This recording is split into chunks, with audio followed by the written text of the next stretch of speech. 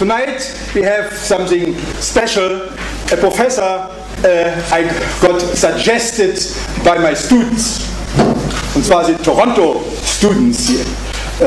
Students from Canada actually, which are very special to me because they have this blending of the European and the American education already, and they pay themselves because their government does not pay. So they are really committed. And they made me a suggestion for a Toronto workshop. Somebody they found themselves so intriguing that they wanted to have a workshop with this person. And I was flying in from New York for his evening lecture in Toronto and was very nasty to him in order to show him, is he able to come to Saas-Fee or not? The people think I'm going around and be nice to the professors here. No, some yes, but not all of them. So, but if they take my attack with grace, then they are the right ones for us. And he did. His name, as you know, is Holmes, Brian Holmes. He told me he studied in America, Berkeley, right? And next semester he's at the University of Chicago, but his last 20 years he was smart enough to stay in Europe, and mostly in Paris. So he has a very similar blending than we have in our program. So please welcome Brian.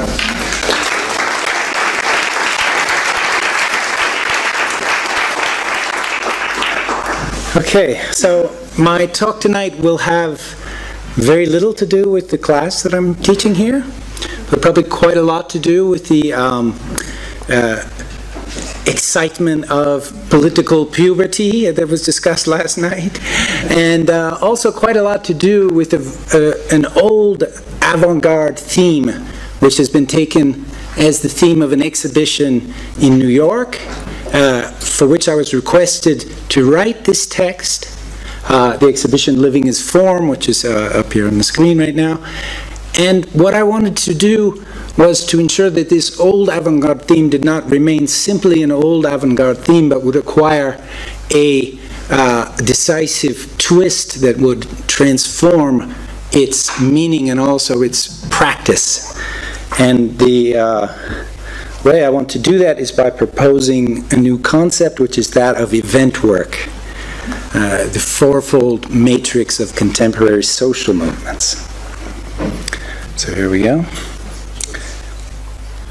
Art into life. Is there any more persistent utopia in the history of vanguard expressions? Shedding its external forms, its inherited techniques, its specialized materials, art becomes a living gesture, rippling out across the sensible surface of humanity. It creates an ethos, a mythos, an intensely vibrant presence. It migrates from the pencil, the chisel, or the brush into ways of doing and modes of being. From the German Romantics to the beatnik poets, from the Dadaists to the living theater, this story has been told again and again, each time with a startling twist on the same underlying phrase. Its stake is much more than the search for stylistic renewal. It's about transforming your everyday existence. Theory into revolution. The fundamental demand of the thinkers and the rioters of May '68 was also change life, changer la vie. But from a revolutionary viewpoint, the consequences of intimate desire should be economic and structural. Situationist theory had no meaning without immediate communization. Marx, Mao, Marcuse was a slogan to be shouted in the streets. The self-overcoming of art was understood as just one part of a program to vanquish class divides, transform labor relations, and put alienated individuals back into touch with one another. The 60s were full of wild fantasies and unrealized potentials, yet significant experiments were undertaken with consequences extending up to the present. Campus radicalism gave new life to educational alternatives, resulting in large-scale initiatives like the University Without Walls in the US or the Open University in Britain. The countercultural use of handheld video cameras led on to radical media projects like Paper Tiger Television, Deep Dish TV, and Indie Media. Politics itself went through a metamorphosis. Autonomous Marxism gave rise to self-organized projects all across Europe, while affinity groups based on Quaker conceptions of direct democracy took deep root in the USA, structuring the anti-nuclear movement, becoming professionalized in the NGOs of the 80s, then surging back at full anarchist force in Seattle. From the AIDS movements onwards, activism regained urgency and seriousness, grappling with concrete and progressively more complex issues such as globalization and climate change. Yet society still tends to absorb the transformations, to neutralize the inventions. The question is not how to aestheticize living as form.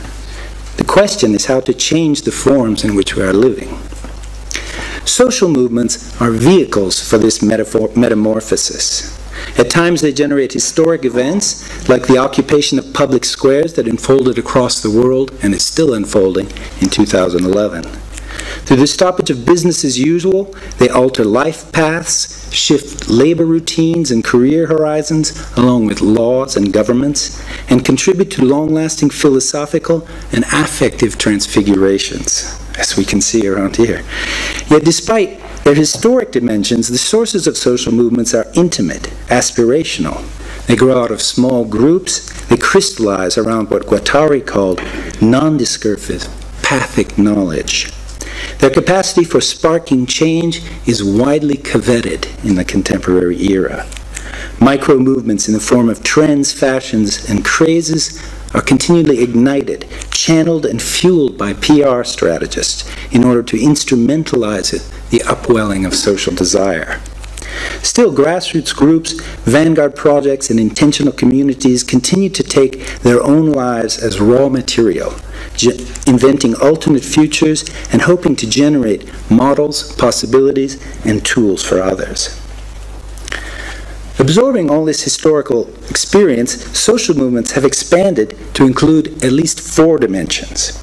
Critical research is fundamental to today's movements, which are always at grips with complex legal, scientific, and economic problems. Participatory art is vital to any group taking its issues to the streets because it stresses a commitment to both representation and lived experience. Network communications and strategies of mass media penetration are another characteristic, because ideas and directly embodied struggles just disappear without a megaphone. Finally, social movement politics consists in the collaborative coordination or self-organization of this whole set of practices, gathering forces, orchestrating efforts, helping to unleash events and to deal with their consequences. These different strands interweave, condense into gestures and events, then disperse again, creating the dynamics of the movement. A fourfold matrix replaces any single, easily definable initiative. No doubt the complexity of this fourfold process explains the rarity of effective interventionism from the grassroots. But that's the challenge of political engagement. What has to be grasped if we want to renew our democratic culture on the left is the convergence of art, theory, media, and politics into a mobile force that oversteps the limits of any professional sphere or disciplinary field, while still drawing on their knowledge and technical capabilities. This essay tries to develop a concept for the fourfold matrix of contemporary social movements. The name I propose for it is Eventwork. But wait a minute, if we're talking grassroots activism, why insist on complexity? Why even mention the disciplines and the professions? The reason is that the grassroots has gone urban and suburban and rurban, and it's us, the precarious middle-class subjects of contemporary capitalist societies, which are based on knowledge, technology, and communication. Our disciplines create these societies. Our professions seem only able to maintain them as they are. The point is to explore how we can act and what role art, theory, media, and self-organization can have in effective forms of political intervention. Like the sociologist Ulrich Beck in his book on the Risk Society, I think the movement outside the modernist institutions has been made necessary by the failure of those institutions to respond to the dangers created by modernization itself. The dangers of modernization grew clearer at the close of the post-war period, when the Keynesian Fordist mode of capitalist development revealed its inherent links with inequality, war, ecological destruction, and the repression of minorities. It became apparent that not only so-called hard science, but also the social sciences and humanities were helping to produce the problems. Yet nothing in their internal criteria of truth or legitimacy or professional success could restrain them. The most conscious and articulate exponents of each of the separated disciplines then felt the need to develop a critique of their own field and to merge that critique into attempts at social transformation. Only in this way could they find an imminent response to the sources of their own alienation. So, there's a paradox of invent work. It starts from within the disciplines whose limits it seeks to overcome. In this text, I'll start with the internal contradictions of avant-garde art in the late 60s, and with the attempt by one group of Latin American artists to go beyond them. With that narrative as a backdrop, I'll sketch out the emergence of an expanded realm of activism in the post-Fordist era, from the 70s up to now. The aim is to discover some basic ideas that could change the way each of us conceives the relation between our daily life, our politics, and our discipline or profession. In this movement, certain truisms will run up against their shortfalls. What I want to make clear is despite their rhetorical attractions, the twin formulas of art into life and theory into revolution are too simplistic to describe the pathways that lead people beyond their professional and institutional limits. The failure to describe those paths with the right mix of urgency and complexity leads to the bromides of relational art, or intimacy on display in a sterile white cube, and the radical chic of critical theory, or revolution for sale in an academic bookstore. Through their weakness and emptiness, these failures of cultural critique provoke a reactionary call for their return to the modernist disciplines. The result is a disjunct from the present and a lingering state of collective paralysis, which is the most striking characteristic of left politics today. As living conditions deteriorate in the capitalist democracies, one pressing question is how artists, intellectuals, media makers, and political organizers can come together to help change the course of collective existence. The answer, or at least a part of the answer, lies in a move across institutional boundaries and still lingering modernist norms. Each of the separated disciplines needs to define the paradox of event work, and thereby open up a place for itself, beyond itself, in the fourfold matrix of contemporary social movements. So let's go straight to the most impressive example of event work in the late 1960s, which unfolds not in New York or London or Paris, but in Argentina. This was the moment of the country's industrial takeoff, when an expanding middle class enjoyed close links to cultural developments in the metropolitan centers. In capitalist societies, utopian longings often accompany periods of economic growth, because the abundance of material and symbolic production promises real use values. But since mid-1966, Argentina was under the grip of a military dictatorship, which repressed individual freedoms and imposed brutal programs of economic rationalization. Under these conditions, a circle of self-consciously vanguard artists in Buenos Aires and Rosario began to sense the futility of the rapid cycles of formal innovation that had marked the decade of pop art, op art, happenings, minimalism, performance, and conceptualism. They became keenly aware that inventions designed to shatter bourgeois norms were being used as signs of prestige and intellectual superiority by the elites, to the point where, as Leon Ferrari wrote, the culture created by the artist becomes his enemy. Therefore, these artists began an increasingly violent break with the gallery and museum circuits that had formerly sustained their practices, using transgressive works actions, and declarations to curtail their own participation in officially sanctioned shows, particularly those of the cutting-edge Di Tella Institute, where all these artists came to meet each other. By mid-September of 1968, they decided to organize an independent congress, which they called the first national meeting on avant-garde art. The goal was to define their autonomy from the elite cultural system, to formulate their social ideal, which was a Guevarist revolution, and to plan the realization of a work that would embody their aims.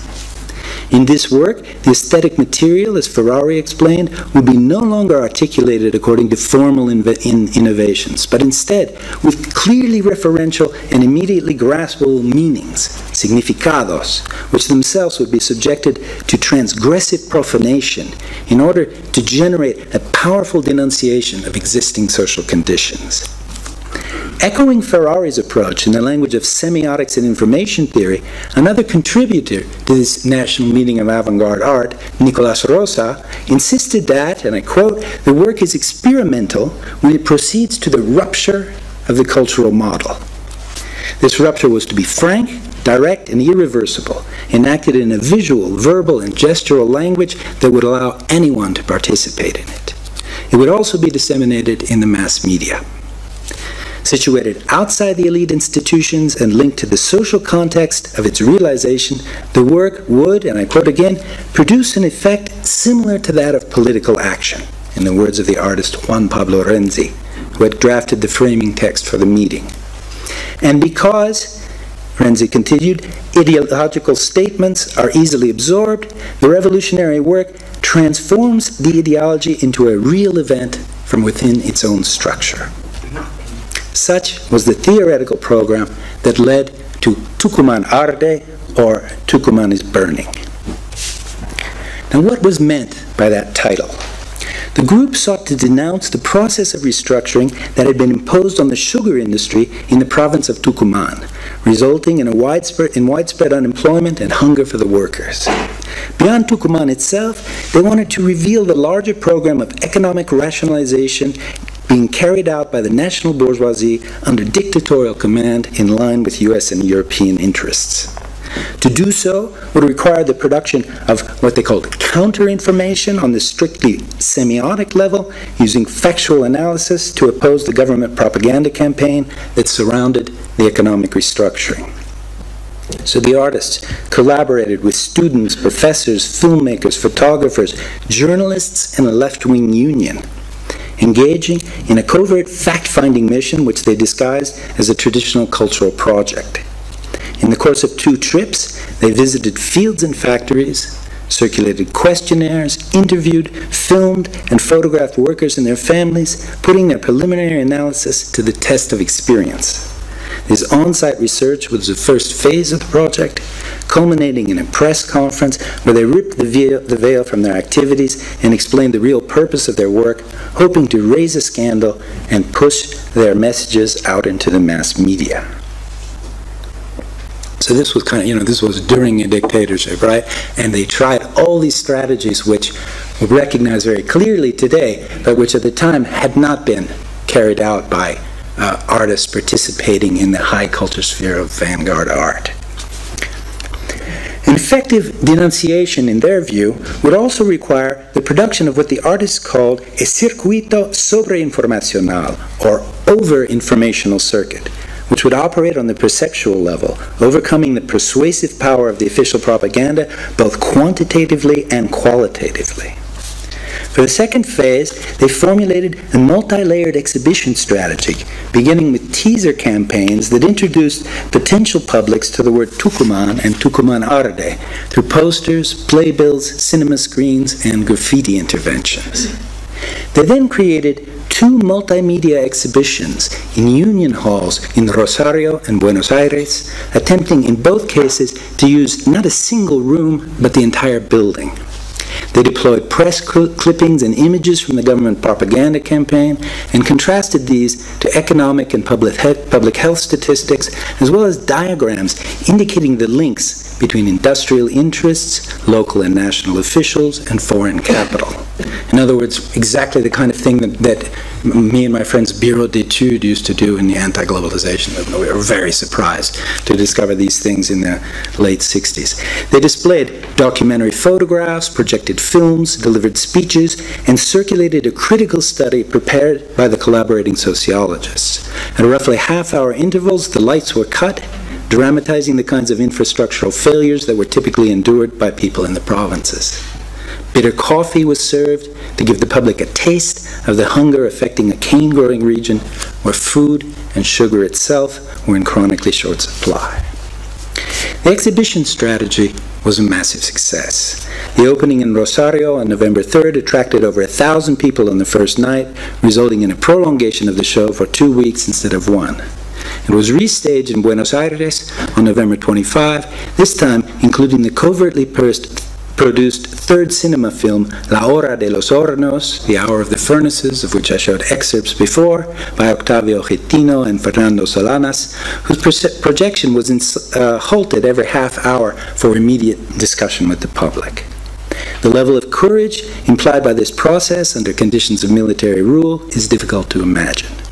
The show in Buenos Aires was censored on its second day by threats against the Union, exposing the repressive character of the regime and inviting a further radicalization of the country's cultural producers. Because of its collective organization, its experimental nature, its investigatory process, its tight articulation of analytic and aesthetic means, its oppositional stance, and its untimely closure, Tucumán Arte has become something of a myth in Argentina and abroad. The American critic Lucy Lepard, who would later be active in the Radical Art Workers Coalition, repeatedly claimed that she had been radicalized by her meeting with the members of the group on a very short visit to Argentina in October of 1968, while this whole project was under preparation. The French journal Robo, which is a kind of amazing thing, devoted a dossier to the work in 1971, emphasizing its break with bourgeois art and its revolutionary potentials. In its more recent reception, for instance that Documenta 12 and so on, the project has been linked to so-called global conceptualism and to an interventionist form of media art based on semiotic analysis. The attention from the museum world testifies to an intense public interest, which I obviously share myself, but it also opens up all the questions that the artistic spectacle poses to political gesture, namely absorption, banalization, neutralization. In the most thoroughly documented analysis of all this, the Argentine art historian Ana Longoni vindicates the aims of the project by asking the obvious disciplinary question: where's the vanguard art in Tucumán Arte? So, of course, after the reception of such a thing, one of the ways that it's neutralized is by an ultimate disqualification, that would say, for instance, that there is no vanguard art in a project which has abandoned all of these bourgeois forms. She responds to her question, where's the vanguard art in Tucumán Arte, by saying, if Tucumán Arte can be confused with a political act, it's because it was a political act. The artists had realized a work that extended the limits of art to zones that did not correspond, that were external. So what was achieved by the move to these zones external to art? At a time when institutional channels were blocked and the modernizing process had become a dictatorial nightmare, the project was able to orchestrate the efforts of a broad division of cultural labor, capable of analyzing complex social phenomena. It then disseminated the results of this labor through the expressive practices of an event in order to produce awareness and contribute to active resistance. What results is a change in the finality, or indeed the use value, of cultural production. As one statement indicates, the project was conceived, and I quote, to help make possible the creation of an alternative culture that can form part of the revolutionary process. Or, as the Robo dossier put it, and I quote from this French dossier, the extra imagination found in Tucumán Arte, if compared, for example, to the usual agitation campaign, comes expressly from a practice of and a preliminary reflection upon the notions of event, participation, and proliferation of the aesthetic experience. That, I think, is a perfect definition of event work. Its effectiveness comes from a perceptual, analytic, and expressive collaboration which lends an affective charge to the interpretation of a real-world situation. Such work is capable of touching people, of involving them, not through a retreat to the exalted dreamland of a white cube, but instead within the everyday complexity of life in a technocratic society, where the most elusive possibility is that of shared resistance to the vast, encroaching programs of government and industry. My question is how to extend that resistance into the present, how to make it last past each singular event. Graciela Carnevale, who preserved the archive at great risk throughout the Videla dictatorship, said this to me in a conversation. And I quote Graciela, "There is always a great difficulty," she said, "in how to transmit this experience or make it perceptible beyond the information about it." Her dilemma is that of anyone who has been involved in a significant social movement. And I quote her again, her question, how to share an experience that produced such great transformations in oneself.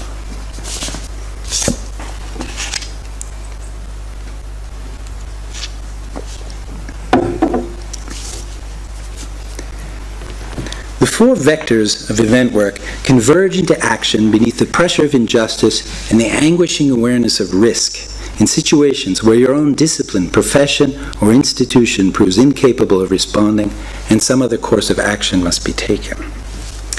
I don't know what to do, but I'm going to do it, as my comrades in Ne Pas Plier used to say. Activism is the making common of a desire and a resolve to change the forms of living under uncertain conditions without any guarantees. When this desire and resolve can be shared, the intensive assemblage of a social movement brings both the agonistic and the utopian dimension into daily experience, into leisure hours, passionate relations, the home, the bed, your dreams. It brings public responsibility into private passion. That's living as political form. Of course, it's not supposed to be that way in modern society, where an institution exists, in theory at least, to address every need or problem.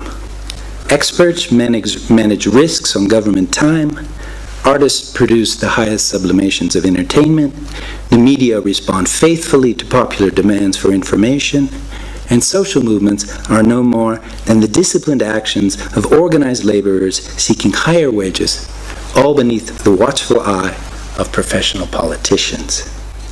That's the theory, anyway. This functional division of industrial society reached its peak of democratic legitimacy in the decades after World War II, when the Keynesian Fordist welfare state claimed to achieve stable growth, income equality, and social benefits for an expanding middle class, which included unionized factory laborers, alongside a broad range of university-trained technicians, service providers, and managers. What revealed itself in 1968 and afterwards, however, was not just the inability of the industrial state to go on delivering the goods for that expanding middle class. What revealed itself with particular intensity inside the educational and cultural circuits made possible by economic growth was a shared awareness that the theory doesn't work, and that despite its supposedly corrective institutions, capitalist modernization itself produces conditions of gendered and racialized exploitation, neo-colonial expropriation, mental and emotional manipulation, and ever-worsening environmental pollution. The sense of a threat lodged within the utopian promises of Keynesian social democracy and Fordist industrial modernization was a major motivator for the emergence of the so-called new social movements in the post-68 period, which could not be reduced to workplace bargaining demands and which could not be adequately conceived within the frameworks of traditional class analysis. In these movements, to the dismay of an older and more doctrinaire political generation, issues of alienation and therefore of identity began coming ineluctably to the fore. The people involved in the civil rights and anti-war campaigns, and then in a far wider range of struggles, had to bring new causes arenas and strategies of action into some kind of alignment with very thorny questions of perception, knowledge, communication, motivation, identity, trust, and even self-analysis, all of which became only more acute as immediate material necessity receded in the consumer societies. Artistic expression now appeared as a necessarily ambiguous mediator between personal conviction and public representation. The intersections of theory and daily life became more dense and entangled, with the result that each movement, or even each campaign, turned into something original and surprising, the momentary public crystallization of a singular group process. The simultaneous inadequacy and necessity of this way of doing politics has come to define the entire period of post-Fordism. It is our actuality, our present tense, at least from a progressive left perspective. If an intervention like Documenta can still appear familiar in its modes of organization and operation, if not in its ideologies and revolutionary horizons, it's because the basic sets of objective and subjective problems underlying it are still very much with us today. Now, I think the similarities and differences, because obviously there are deep differences as well as powerful similarities between the kind of project that I presented in Documenta and what we can see unfolding for the last 20 or 30 years in the like overdeveloped, as I say, societies, will come into focus if we think back on one of the most influential social movements of the post-Fordist period, which is AIDS activism. I wasn't part of that movement, and I can't bear witness to its intensities. But what's impressive from a distance is the collective reaction to a situation of extreme risk, where the issue is not so much the technical capacity as the willingness of a democratic society to respond to dangers that weigh disproportionately on stigmatized minorities. Rather than widespread police and military repression as under a dictatorship, it is the perception of an intimate threat that lays the basis for militant action. A totalizing ideological framework like Marxism can no longer be counted on to structure this perception. Instead, subjectivity and daily experience become crucial. The questions of who you are, who others think you are, what rights you are accorded, and what rights you are ready to demand are all life or death issues, felt and spontaneously expressed before being formulated and represented. A recent book called Moving Politics by Deborah Gould makes clear how much these affective dimensions mattered after a threshold of indignation had been crossed and grief could be transformed into anger. At the micro level, the event could then be a glance or a tear in private, a gesture or a speech in a meeting, no less than a public action or a media intervention. All these are ways to elicit and modulate affects which mobilize activist groups while exerting a powerful force on others, whether friends or strangers, elected officials, or anonymous spectators. Yet indignation and rage, along with solidarity and love for fellow human beings, can only be the immediate foundations of a social movement. Critical research, symbolic expression, media, and self-organization were the operative vectors for AIDS activism, just as they had been for a vanguard project like Documenta. At first, the issues themselves had to be defined, and they were highly complex, involving the social rights to fund or instigate certain lines of research, to legalize or ingest certain kinds of medications, to receive or dispense certain kinds of publicly supported care. Scientific and legal investigations, often performed by the AIDS sufferers themselves, were an essential part of this effort to basically define the problem itself. At the same time, it became apparent that the rights to treatment and care were dependent not only on scientific and legal arguments, but also on the ways that risk groups were represented in the media, and on the ways that politicians monitored, solicited, or encouraged those representations, so as to advance their own policies and ensure their own re-election. The struggle had to be brought into the fields of education and cultural production, whose influence on the structures of feeling and belief should never be underestimated. But at the same time, it also had to reach out into the mass media. This breakthrough to the media required the staging of striking events on the ground, often with resources borrowed from visual art and performance. And all that entailed the coordination of a far-flung division of labor under more or less anarchic conditions, where there could be no director, no hierarchy, no flowchart, etc. To give some insight into this complex interweave of AIDS activism, I'd like to quote the art critic and activist Douglas Crimp in an interview with Tina Takemoto. Douglas Crimp says, "Within ACT UP, there was a sophistication about the uses of representation for activist politics. This awareness came not only from people who knew art theory, but also from people who worked in public relations, design, and advertising." So ACT UP was a weird hybrid of traditional leftist politics, innovative postmodern theory, and access to professional resources. One of the most emblematic images associated with ACT UP was the Silence Equals Death logo, composed of a simple pink triangle on a black background with white sans serif type. This image was created by a group of gay designers who organized the Silence Equals Death project before ACT UP even started. Although they didn't design the logo for ACT UP, they lent it to the movement, and it was used on t-shirts as an official emblem.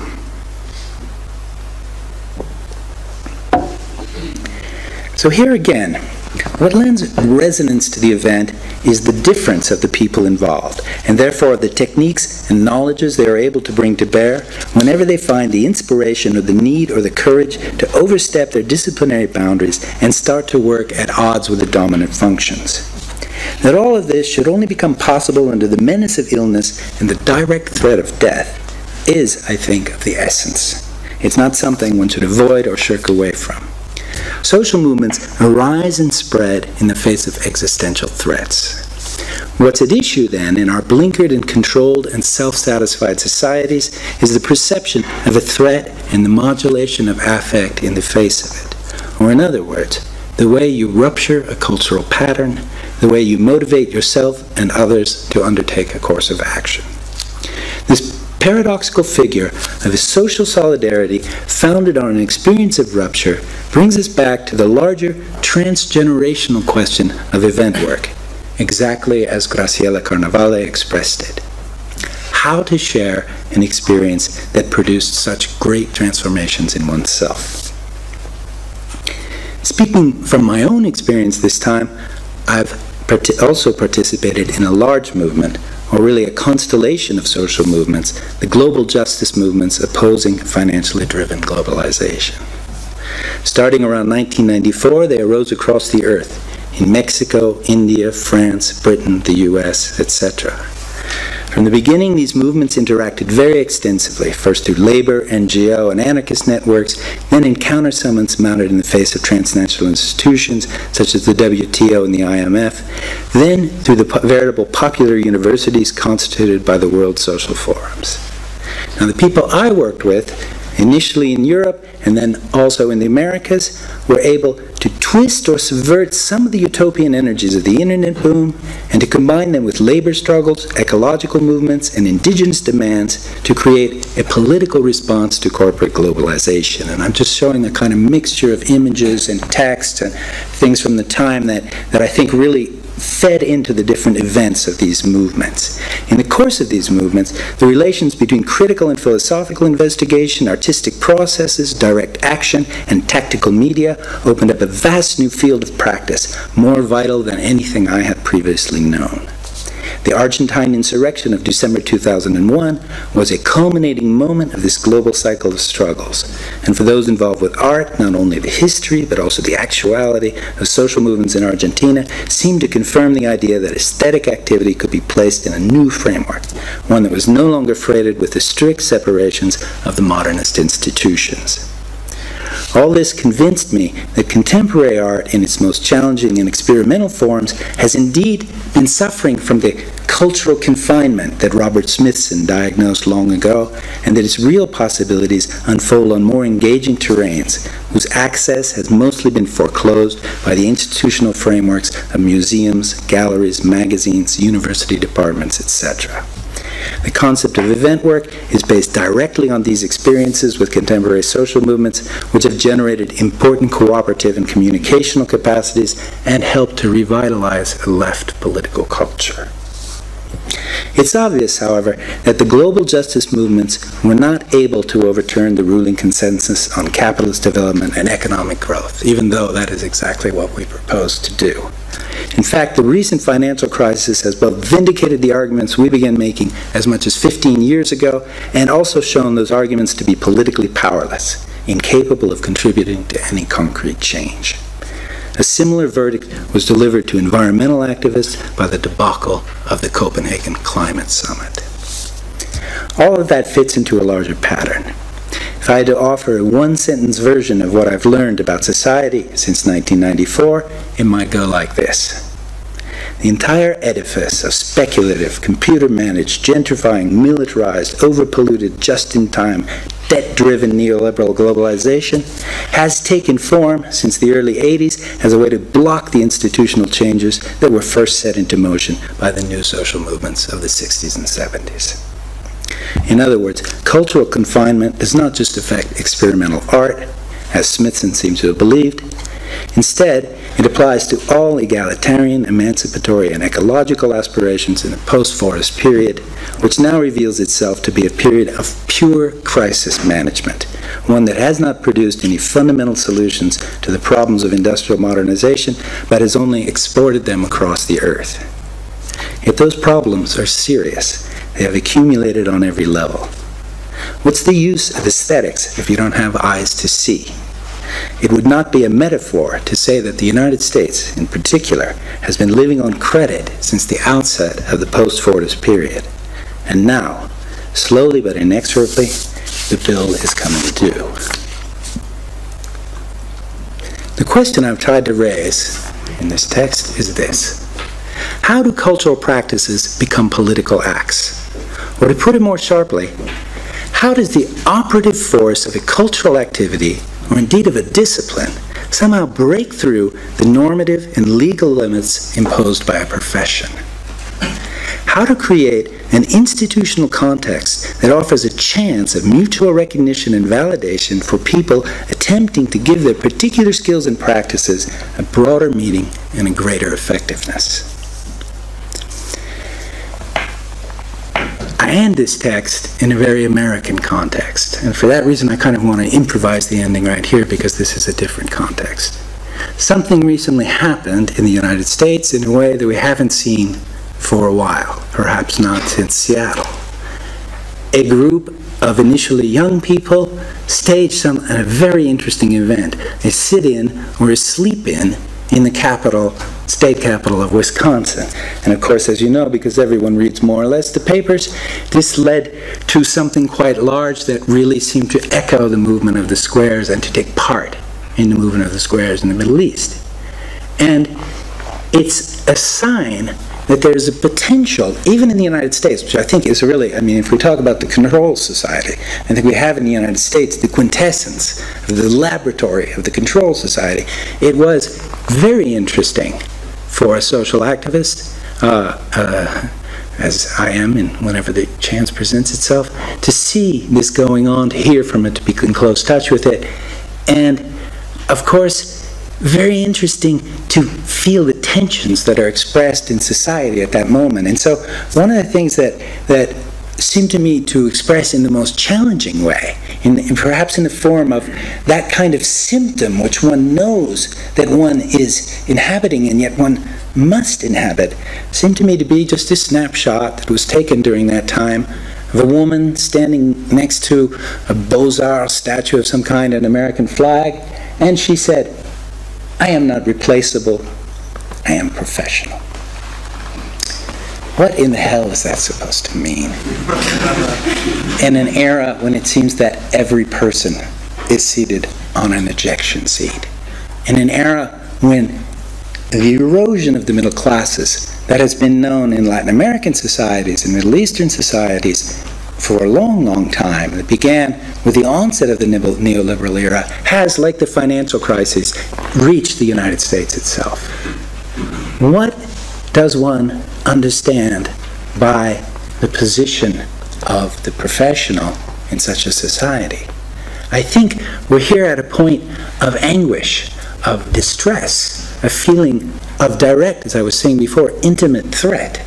And I think that the expression of this is something very, very interesting, not to comment on, simply comment on or interpret, although interpretation is necessary, of course. But interpretation, when it finds a way to join itself with other forces, that is to say, what we do right here, our disciplinary mold, can in fact contribute to something beyond itself, which is the possibility to mobilize in the face of what is now clearly proving to be a major crisis of capitalism.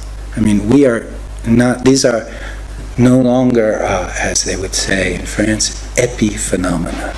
These are major phenomena. And we see it every day in the newspapers, and of course that is the subject of the class that I'm teaching here.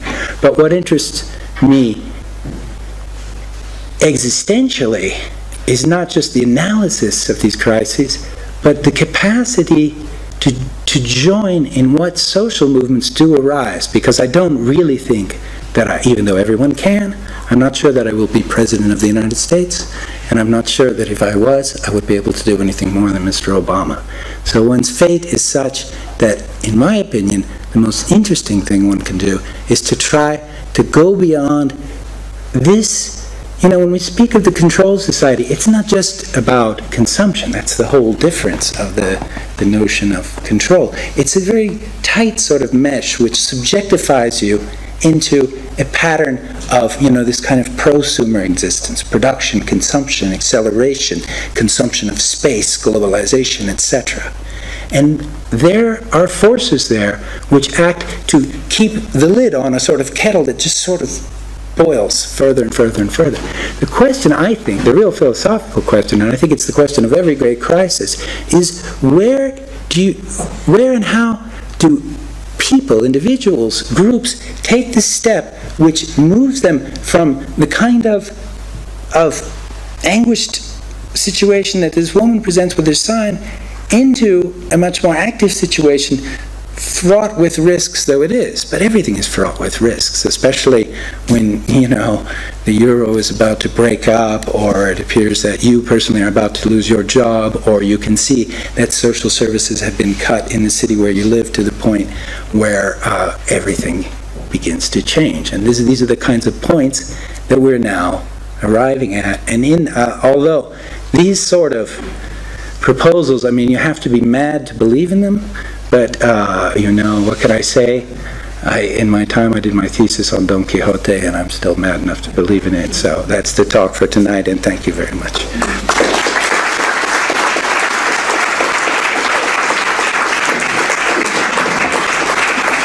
It is, you are totally right. There's two things that I'm interested in. First thing is this Marcuse reference, because it was Marcuse who already told us in '68 that the society will happily absorb our criticism of it. Yes. And that's therefore only the absolute no. Yes, this is the Marcuse. Everybody thinks that is what a bad person is, always wants to say no, negation, negation. But that's the only thing which they cannot overcome. You know, and the problem is certainly that such no's have to be productive in itself. It's no, every no is an affirmation of something which is not here yet, at which I want to need in there. And that was is the first thing. And tonight, you know, in Great Britain, the riots there of the people which have no social agenda, instead of just their frustration about being out of work and don't count anymore. So they are going and rob other people in there, which probably had not the money to pay for their insurance. So it is not a very, in Britain, not a very productive one, but then we have seen the Arab Spring and this kind of thing, but we also see in Syria how they can bomb it down, you know. Yeah, seriously. So it is it's a real question here to how not to fool yourself in that you make really a difference. And when this happened, I never trusted anybody over 30. Now I never trust anybody under 30. So it has kind of changed the perspective here. And I think this is a question of how understand time and timing. That we have in our timing, our lifetime, we are much more expectations oriented than the real historical time is going on. So everything you say might be transformed maybe in the next 1,000,000 years, or at least 1,000 years, at least 10 more generations before things are working out, and they might not work out the way you think of. And you think so? Yes. And you have been very courageous to use the word geviert, the Fourfold, Hölderlin, Heidegger's word, which you transformed, and that is good, I think, into something tangible, something we can understand. And Heideggerian was its heaven and earth, the mortals and the divinities, and they all together at the same time, has to not one after the other, so all together have to be there in order to have an impact. And this is something I think your theory can learn from. So that, I think it was politics, media, but that was your force. Research and art and organization. Yeah. And organization. Yeah. That they cannot have any impact if they are one after the other. Yes, they have to be together.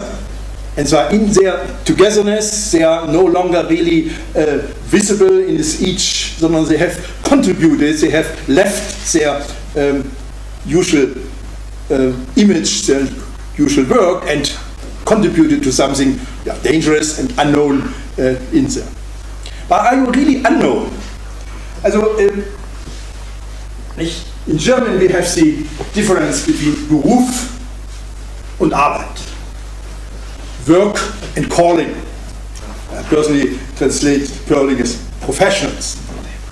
And since Schiller, the ästhetische Erziehung des Menschengeschlechts, the aesthetic education of humankind, we know as long as we have to work for our living, we have no chance to become a human being. Only niche existence like artists or something like that can already live in a damaged life, a kind of good life, as Adorno would put it.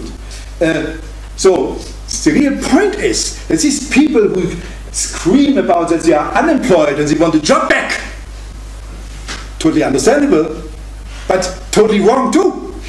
They should be happy to be fired. I tell my students, this is the time to write your dissertation. This is the time to do all the stuff you wanted to do. You are fired. You are free. And steal and murder if you have to. But there's always a way to survive, because what has to work is machine man. Nämlich the robots, the fifth generation the Japanese promised us in the 90s and never delivered, the self-organization of the automatization of work, We have to not tax the people tax the robots, tax the automation. Every time a corporation fires a person, this person is happy, still gets the money, what we call in Germany das Bürgergehalt, the citizen revenue, money, You get a basic income, we say. Yeah, that is a certain amount of money, not so much, maybe, you say $1,000, $2,000, and if you want to have more, please be so stupid and work, But before that, you can sustain yourself. And don't say our societies cannot do it. Everybody knows knows that this is certainly possible, and that it certainly will be coming in the future. And all these arguments, these economic arguments now to say we cannot do it as long as China does not do it, and as long as the robots are more expensive than the Chinese people, but the Chinese people are getting more angry now, they want more money, so there will be coming the time where the machines are less expensive than a person. And that is our turning moment. Because then, who actually is here not in control, but who can tax, not a machine. We tax them. Right? We let them work for us 24 hours without any break in there. I mean, sit outside and do whatever we want. Usually do nothing, maybe that's the first thing we have to learn. Because we are so used to that. And okay, I understand the problem is always this transformation part. How we get from here to there. To there, right. And there is a lot of pain, there's a lot of fighting back and cannot accept it, you know, there's a lot of, when people die, you know, but it's a kind of death. The death of the old world, the world of work, in which we were dehumanized, to a work of professionals, of people who they are active and do their callings, but don't expect any monetary profit from it. And this is, I think, what we can see. Does not mean it will help us much. You know, when we try, look here, these people are paid by the American government. The American government, 1.5 million in student loans, they will probably never get back, you know, pay, that they listen to you, spitting at the government and the Reagan's face, you know. See, that is already a good start. Obviously. How to tax the right people, you know, things like that. So I would not be so concerned in general, in a big view, about the financial crisis and everything goes down to hell. Yes, it should go down to hell, and then the robots will come back because they have to live someplace. And the engineers will work day or night to get this done. You know, go to Mercedes, you know, and count how many people are still in there. Very few people in there. Now there's a great film by Chris Marker, which is called Le Joli Mai. I don't know the English title of that, the Jolly May, month of May or something. And in it there's a meeting, he stages a meeting between a kind of proxy for the filmmaker and two engineers. And they're talking, and the engineers explain, this is in the early 60s, and this was the great utopian promise of capitalist expansion in the early 60s. The engineers explain that soon, in effect, no one will have to work. Exactly at the time when the Situationists were explaining the same thing, that the machines would be underground in vast galleries that no one would ever even visit, while the drifters crisscrossed Europe in these like hedonistic, creative, you know, rambles. And the narrator of the film, you know, and it's, you know, you feel at this point you feel that it's Marker himself, you know, says, but if this is already happening, why has nothing changed? And the engineers say, perhaps in the future there will be two kinds of people, those who know it and those who don't. Yeah, but this is exactly what is already happening. Don't say it has not changed anything in the last 40 or 50 years. Obviously that's changed something. I know, I remember how it was 40 years ago, you know, in terms of sex and work and all the other kind. Obviously. Lots of things have changed. Obviously. And but the point, what has not changed is, and that I feel more and more now with age, is that it goes too slow, you know. Clearly.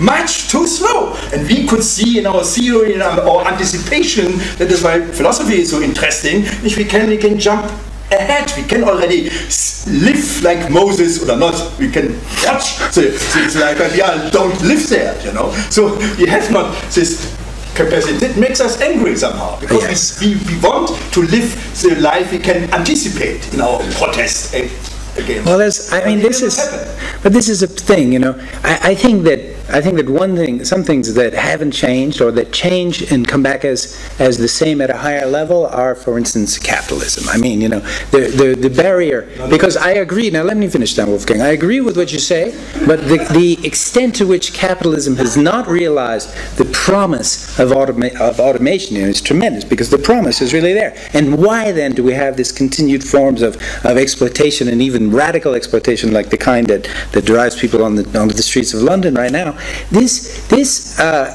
What I find interesting, and really very interesting, is that out of the last big systemic crisis, what was produced? A tremendous transformation of culture, and I would agree, obviously for the better.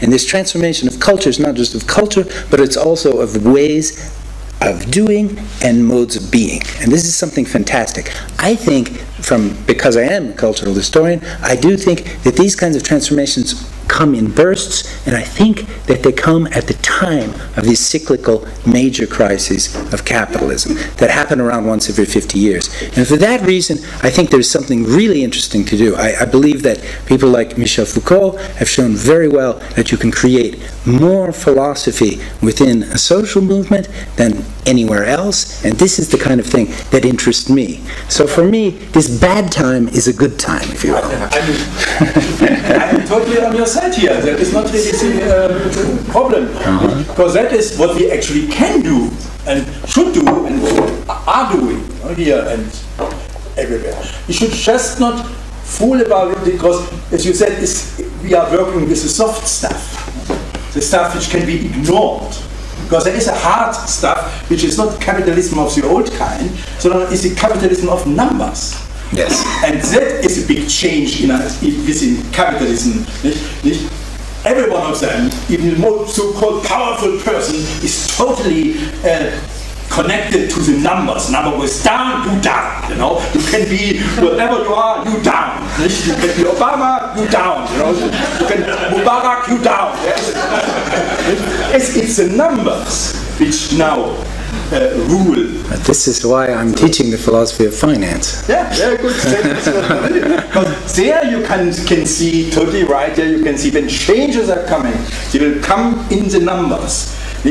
But they will come together with our Eventwork is a great title, and totally get it what we can do to that, because we don't, and even nobody can really change the numbers. That is something it's changing. Yeah, there are parts of history there. The automatization stuff is going on, not with our participation or even acceptance, so it will be very long time. We will still insist that we want to do the work, and it will be a hard time until we understand that work is not for us, so for the machine man, the part of us which does not feel pain and can work 24 hours. But it is very difficult to tell us to a person who has no job anymore, etc. You understand? I totally agree here with you, but I don't want to be fooling myself and saying, okay, we just have to do it stronger than we did in '68.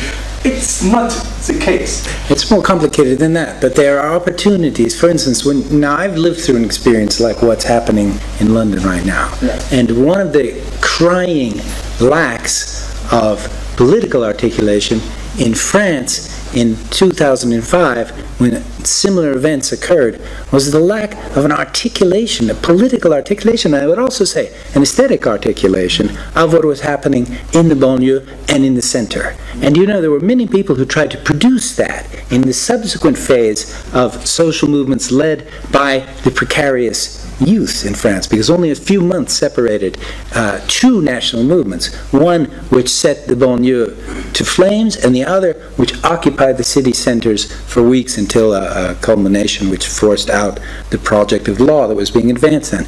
So I think, there were attempts made to create this articulation, but these attempts were largely failures, as a matter of fact. And I think there's really something interesting for those involved with political philosophy, those involved with interventionist art, and obviously those involved with organizing. And behind that, with this question of research, because only through the research research into complex social phenomena can you give consistency and legitimacy to a political articulation. So I think there, for example, is the kind of thing that through lack of a strong left political culture will again be missed, as it was really missed in France during that same period. And that, I think, is an important point. It's something that I just made in the midst of all these other things. I posted something to my blog because I want people to listen to people who live in London, who are on those streets, and have something to say about it. I think that in any time like that, for me, is quite a passionate time, and I think it's part of the ways that I personally feel that I'm alive in this largely automated world of ours. Did you have a question? Yes, please. Thank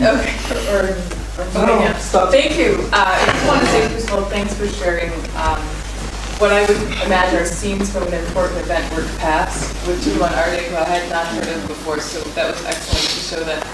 And it was also quite instructive because I think it sort of sets a model up for thinking about what we might call coalitional knowledges, practices, and disciplines.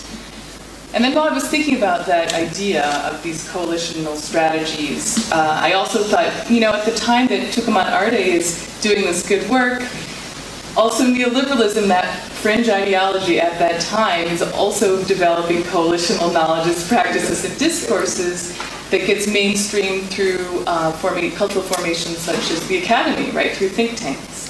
So if Tucuman Arte is like a coalitional strategy and approach and the formation, so are think tanks that help mainstream that fringe ideology. And so what I'm curious about now is, with art, as you mentioned, there are certain practices, perhaps in the white cube space, that seem to put cultural lipstick on the neoliberalized pig of society, right? It's been hollowed out of things, and so you're talking about this other kind of work which never enters into the gallery, and I'm curious, I know we have a kind of aestheticization of discourse with new institutionalism and other practices like that, but is there a space, or maybe it's an in-between space between the street and the gallery, so that art and these other movements can actually bring together these different audiences? Because what I worry about is if it gets ghettoized to the street or ghettoized to the gallery, that there really won't be a kind of coalitional development again. And what could we reimagine something outside of that think tank of neoliberalism to something else? So I just was curious about your thoughts on this. Well, I think the question is perfect. I mean, having lived through that incredible articulation of the counter-globalization movements, I mean, the answer to me is obvious. That yes, whether you call it civil society or the plebeian public sphere or whatever you want to call it, and I think there are the multitudes or whatever.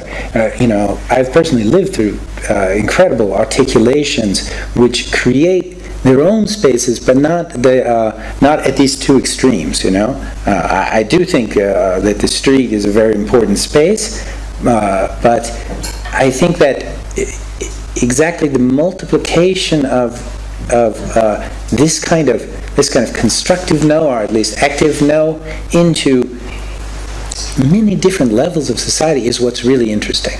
Now, I've been able to experience that a lot in France, where, every time that things are going badly in France, despite all the failures to really change them, something that's fantastic is the multiplication of citizens clubs, different sorts of networks, and so on and so on. And, one fine day, the Le Monde Diplomatique, which published an article, Ideas Have Consequences, in the early 90s, tracing the history of the neoliberal think tanks. It's actually by an English guy, Keith Dixon. He later published books on this subject. Later on, launched the idea of the World Social Forum. Now, in the World Social Forum, you have something amazing, which is a social movement university. I went to the one in Caracas, the largest part of which took place in the brilliantly designed modernist Caracas University.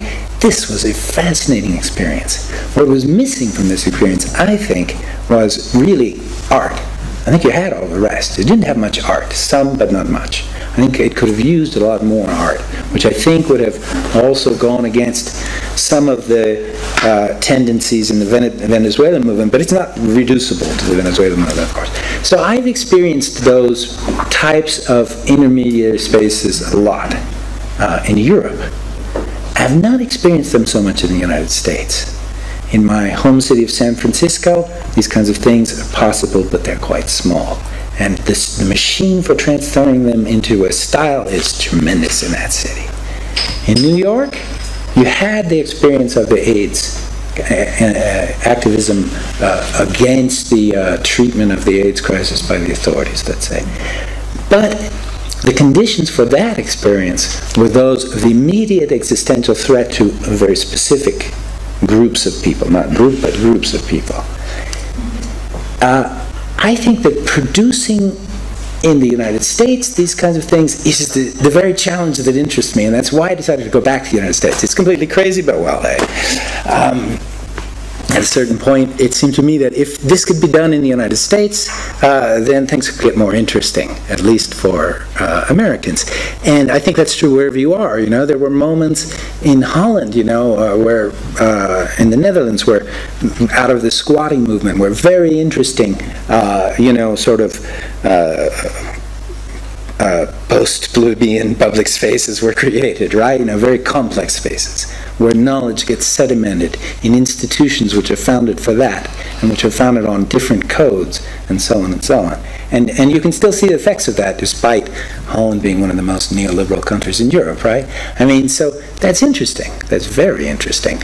How to multiply that, how to subvert the university, I think, in a knowledge society is the great prize.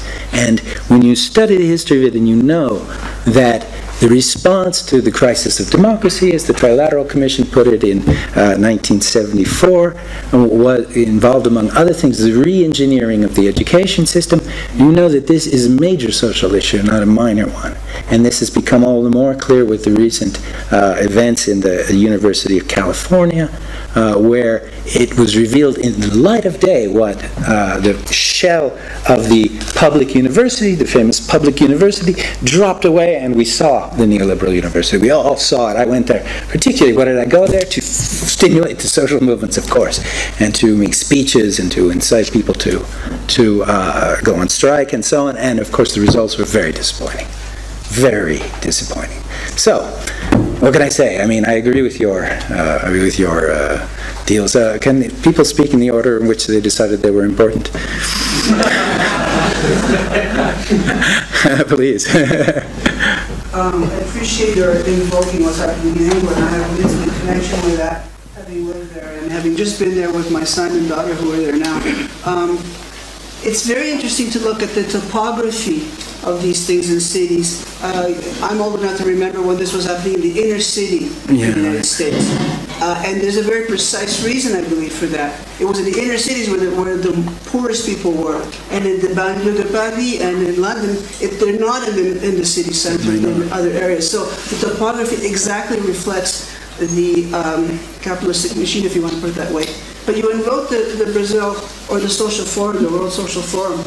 Again, I was in London recently with Boaventura de Souza Santos. He talks about Southern epistemologies, by which he means a kind of a metaphor, not necessarily Southern, but alternative epistemologies. And I think that's what's exciting about your presentation. There's many different localities for this, and it's rhizomic. It's not in one place. Yes. It's not a movement. It's various movements. Yes. Sometimes these movements clash, and they can come together. Like in your comment about the person with the poster, the spirit is right, the message is somehow not so right. And in London, in fact, there's a lot of opportunistic violence going on. Of course. Things that it's very hard to inscribe into. Around the corner from where I used to live and where my son lives now, they attacked a gay bookstore that I just visited recently. So sometimes these things have conflicting ideologies, epistemologies, but there's still a kind of sense that an alternative or a group of alternative epistemologies are important. And Boaventura, who's a sociologist at law, a legal scholar with a sociology training, talks about how he would try to bring together in Brazil, for example, people that would have, the indigenous peoples that would have a set of claims. They were against the government, the sem terras, the people, the landless people. They were at the same time transgressing the government, but as a lawyer, he was also helping them use the government, the legal system, in order to make their claims. So that's one example of competing claims. At the same time, he would bring together feminists from major cities with the groups from the indigenous, the native peoples, and they often had extremely opposing views of each other's epistemology, and what he would look for is ways to bring them together. So I think the revolution is already here in some ways, but we don't see it in each other. Well, I mean, that's really, what you say is great, and this is why I've been so interested in Latin America in the last decade, and I think it's very important to learn. The political invention on the left is happening in Latin America today, I think, in a sophisticated way. And there are intellectuals in Latin America, like Dos Santos, who are able to make the effort, theoretically and practically, to do what intellectuals can do. That is, say, to overcome these sort of immediate, almost instinctive divides through rhetorical and also deeply philosophical strategies. Yeah, and you see it in action. And you know, Argentina, which is undergoing very interesting sort of social democratic or national popular process right now. When I first went there in the early part of the last decade, people were basically incapable of imagining indigenous problematics, and this was not part of the map of militant leftism in Argentina, of which there was obviously a lot. I mean, it was the great insurrection of the of that economic crash, you know, and the one that coincided with the counter-globalization movement. But now they are. And this transformation is really big. I just went back just a few months ago on a long research trip, and I was amazed how at every turn the indigenous constructions coming, particularly from Bolivia, but also from the whole Andean area, and also from Brazil, had actually changed the very classical leftist mold of Argentinian political thinking. And that, to me, was unexpected and showed, because, I mean, I love Argentina, but there had been this very strong classical way of thinking about social movements in a modernizing society. And I think that has really changed in a very short time, due to longer work, which has been going on since the middle 90s, you know, since the Zapatista uprising. So I appreciate your comment very much. Speak, please.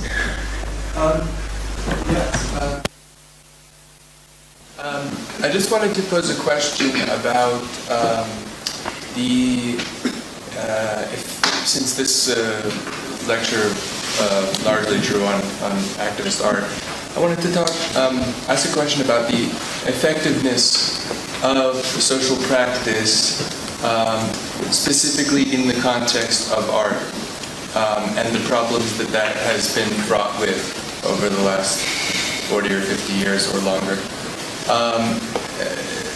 Specifically, okay, to take as a point of an anchoring point, if you look at you know, the heated debate that Claire Bishop started in the 90s over the idea, I mean, she was targeting Ricreter Benitez's work, but the idea that in social practice there was not enough, she invoked Laclau and Mouffe, agonism that properly represented democracy or these political changes that artists wanted to see occur. And, you know, she advocated rather instead, you know, people like Santiago Sierra and Thomas Hirschhorn and et cetera, right? But I think the problem doesn't necessarily lie in this, she called it an Aquarian sense of social activism in the context of art, but rather the imposition that the art designation imposes itself on the work itself.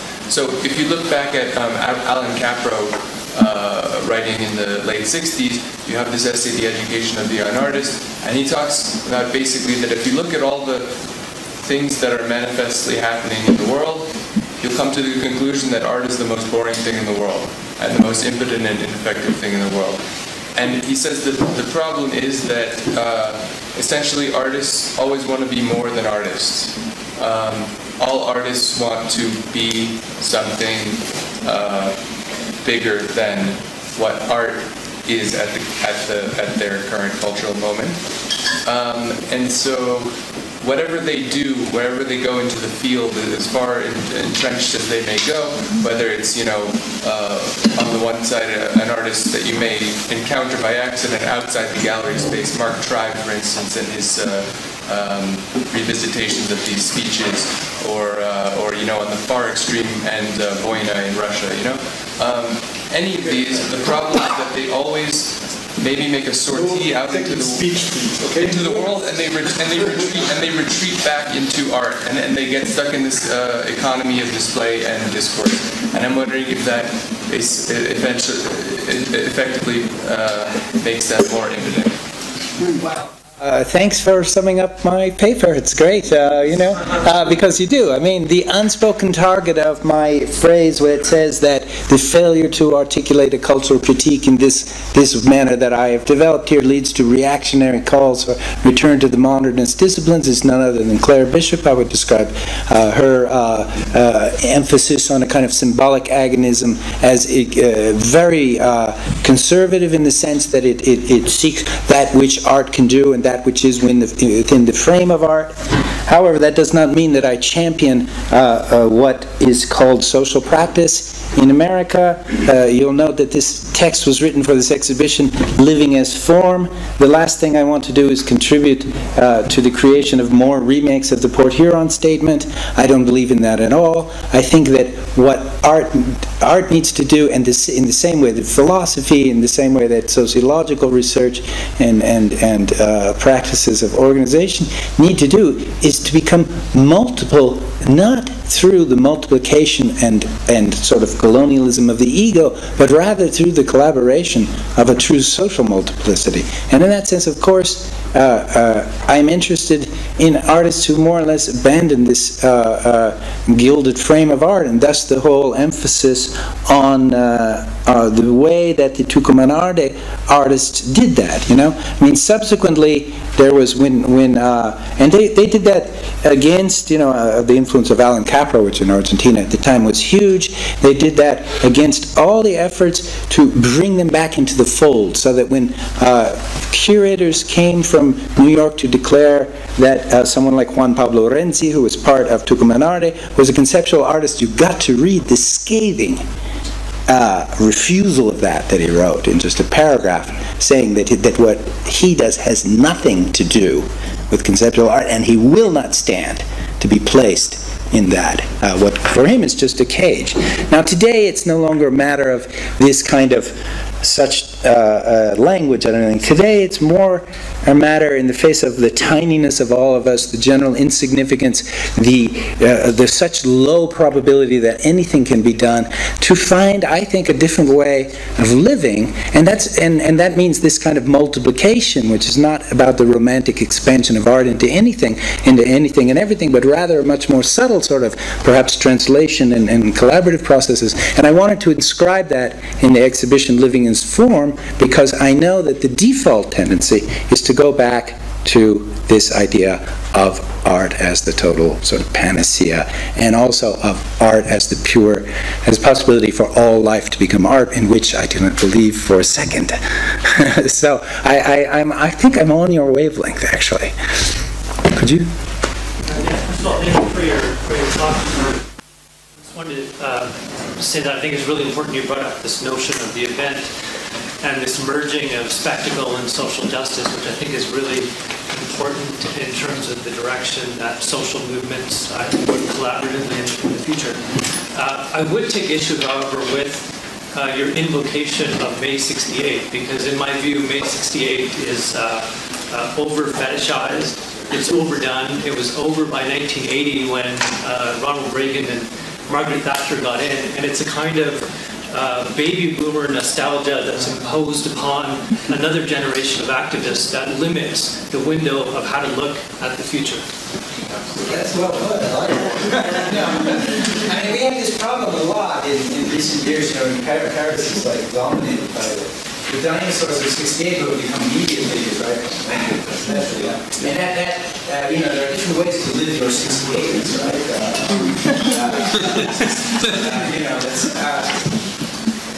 and well, I did kind of, it's, you know, you must have to make preparatory moves before you do things if your mind is too complicated. And so I did write a text called Flexible Personality, which tries to analyze the way the attempts of May-68 to turn themselves inside out like a glove to become the libertarian element in neoliberalism.